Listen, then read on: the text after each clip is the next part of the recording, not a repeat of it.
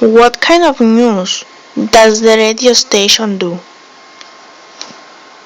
We have a 90-second bulletin, but we're quite unique as to how we do the bulletins here in that we have three bulletins that we do that go across our different broadcasting areas. So we have four transmitters, but we do three different bulletins. So we do one bulletin for Wolverhampton, we do one bulletin as well for North Worcestershire, and then we do one for Shropshire and Telford and Wrekin. And each bulletin has to be tailored towards those areas.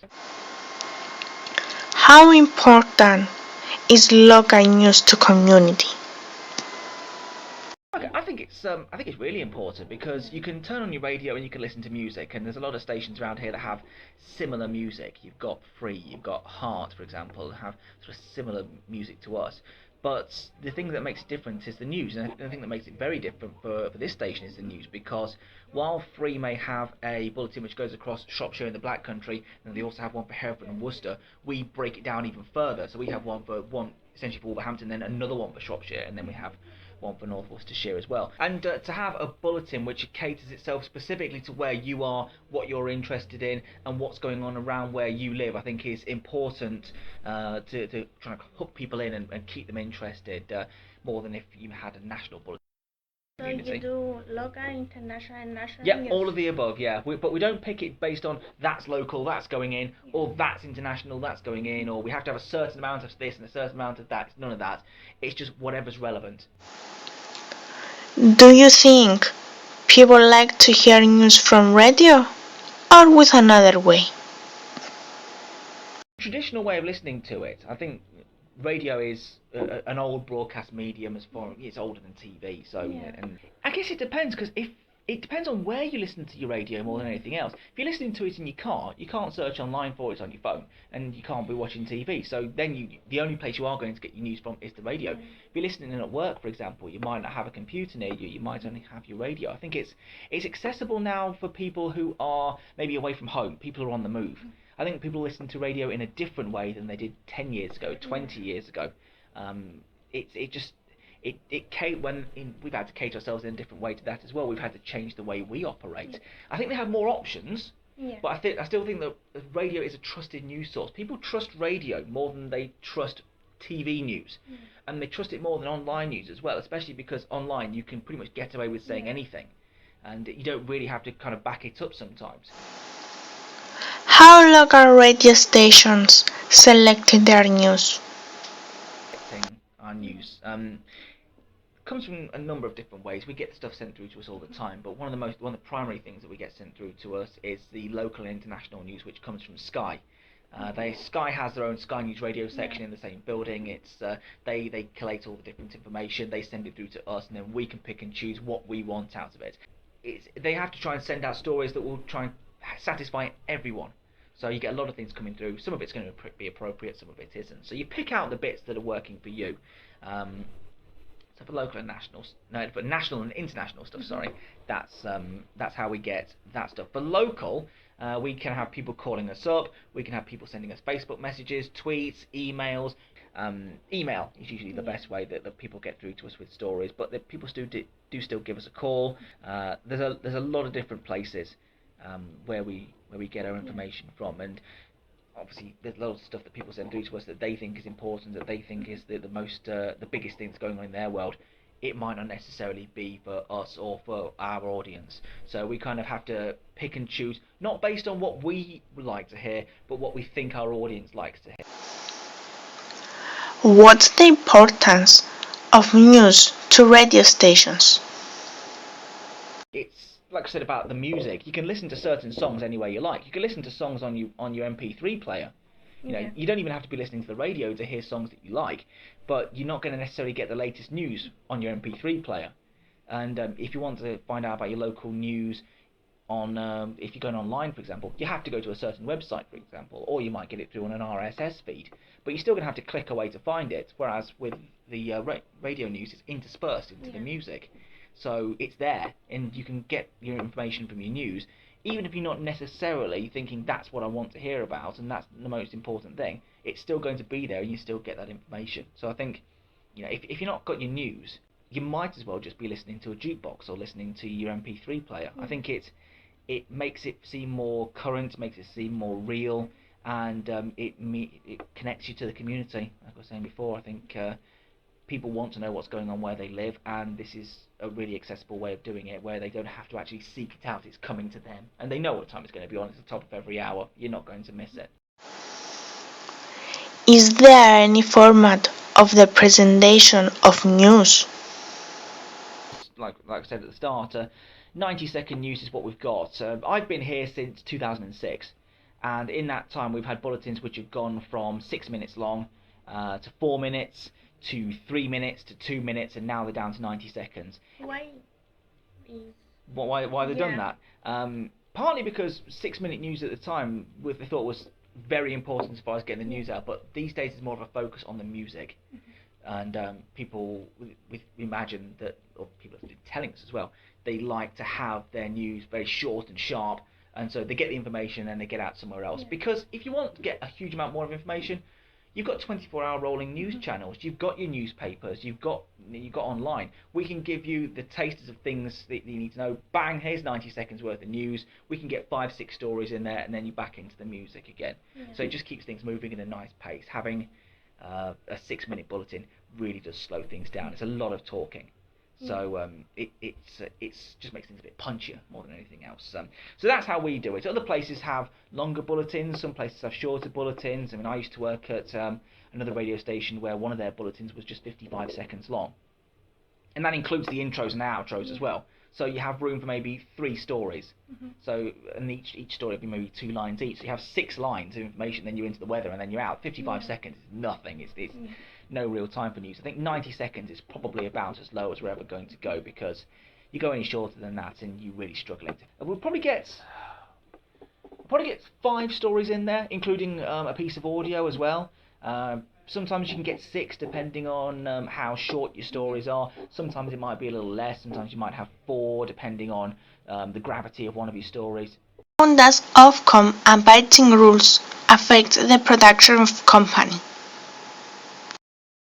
Ofcom. How does Ofcom abiding rule affect the production of the company? Well, we're tied by Ofcom. We've made an agreement with them to produce a certain kind of radio format and a certain kind of output, and we have to stick to that.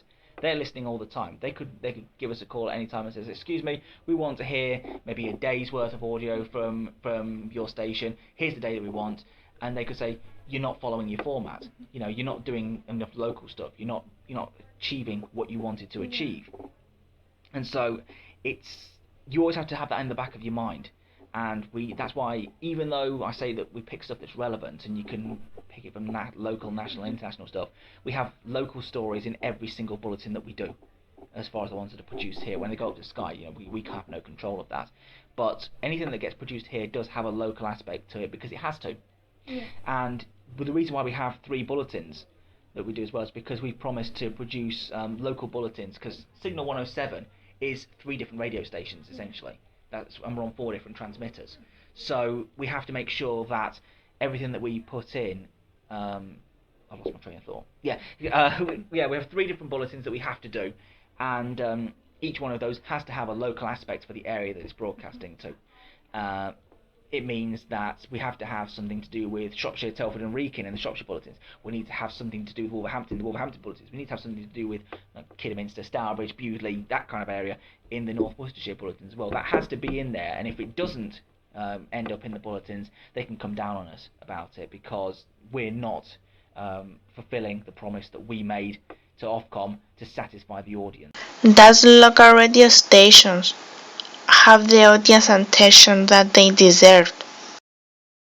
It's difficult, because 30 years ago you had maybe your BBC local radio station, perhaps you had maybe an independent radio station, and you had newspapers, and you had 4 TV channels, unless you were really rich and you had a satellite, in which case you'd have a few more. But there were fewer options of things you could have as far as getting your information and getting your entertainment is concerned. Now you've got tons. You've got hundreds of channels. You've got the internet. You've got everything on your phones, for example. You've got the internet on your phone. You've got music and everything, and you're constantly battling against that to try and grab somebody's attention. That's why I think that we say that the format of radio has changed a little bit, and that's, you know, we're trying to roll with the punches, and we kind of accept there is more stuff out there. People don't listen to radio like they used to, and we have to accept that more than anything else. So, do we get the audience attention that we deserve? Most of the time, I'd probably say so. I mean, sometimes you can put out some really, really good stuff, but people just aren't listening to it because they might be listening into something else out of habit, for example, and they might actually prefer what you've got, but they've never heard it. Because you kind of stick, I'm going to listen to Radio 1 to the day I die. Doesn't matter, I'm going to listen to Radio 1. Even though you might find something on Signal 107 that you might prefer. But sometimes, I think, generally, it kind of balances itself out and you kind of get what you deserve. But sometimes it can seem a little bit unfair. You're thinking, maybe we're not getting it as much as we hope. I mean, nobody ever says we're getting more than we thought, than we hope we get. We don't want this many people. But sometimes you kind of look at it and you think we should probably be having more people listening to us than we do because we're putting out a good product. You try to get more people. Kind of, yeah. We kind of do that by having our teams go out and going to meet people, trying to raise the brand awareness of the station, because people may not know who we are. They may be just listening to somebody else, and they may, if we meet them and talk to them, they may tune into our station again, and they might like it, and they might stick around. Yeah. We have a certain system where, as far as listeners are concerned, we have groups called P1s and P2s. P1s are the people who will listen to your radio station, and it's their favourite radio station, and they'll pick it above everything else, no matter what. They're the ones you like. But then you've also got the P2 listeners. They're the ones who kind of flick around. They kind of say, I don't want to listen to that this time. I'm going to press that, and I'm going to surf around. You channel surf. You do the same thing with your radio stations, and they will just flip around, and they might listen to you, they might not. They're the ones you want to turn P2s into P1s and make them more loyal, because once they're in there, they're in there for a long time. Yeah. And then you kind of have more P2s coming in. You try to turn them into P1s, and you're churning it around like that. That's your plan. You want to have loyalty amongst your listeners, and that's how we try and get out there. Then things like Facebook and Twitter and word of mouth as well. We kind of do things that way because we don't have an advertising budget as such. Yeah. It's not like we can go out there and put billboards up and have adverts on the back of buses and things like that. We don't have a budget for that, so we have to be more creative. How radios can be important to the local radio stations? Ratings can be important to local radio stations. Depending on how big your audience is, depends on how easily your sales team can go out and sell advertising. Because we're an independent station. The money that we make is based on the advertising that we bring in and people paying for advertising. It's not like the BBC.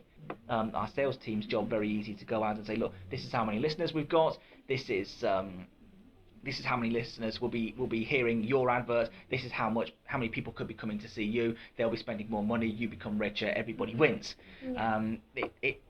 It's important for that sense. I mean, as far as like bragging rights as well, that's all very nice, but the real reason to have a big number of people listening to your station is so that it means the sales team can go out there and it makes their job easier. Doing my research into local radio, the public seems to believe that radio is dying out. Is this evident at all to the people at Signal FM? Is the audience participation and listeners' fingers still very good? It's tough to say. It's tough to say because you don't know whether somebody who's listening or maybe listening to you has found you from Twitter or Facebook. You don't really know.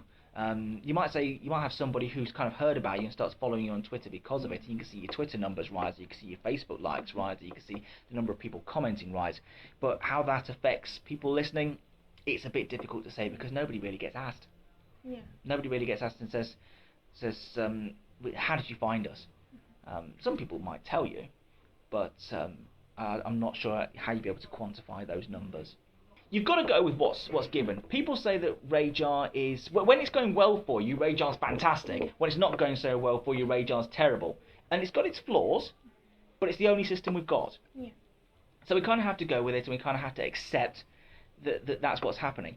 But just because that's the numbers it is, doesn't mean you should crawl into a hole and die. It means that you just got to work a bit harder, work a bit smarter at trying to attract people's attention. Over the last few weeks, we've been out with Krispy Kreme donuts every morning, just talking to people in the rush hour in the mornings all over the area, saying, look, why don't you give us a listen? Why don't you have a go? Hopefully, they will transfer themselves into new figures, and the numbers will rise. We won't find out for maybe about 6 months or so, but you put the steps in place, and you've got to constantly keep working at it to make yourself more interesting. You've got to produce interesting content on the shows. The presenters have to say things that people can identify with and get involved with, and they like. The music has to be right.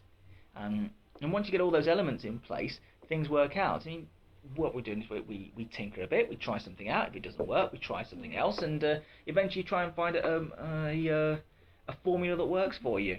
At the moment, we've got a situation where the numbers aren't as high as we'd like, but that doesn't mean they're always going to be that way, and you constantly keep striving for it. Otherwise, you can't just roll over and die. You can't just say, this is the numbers we've always got, it was screwed, we might as well just not bother anymore or close up the station. You don't do that.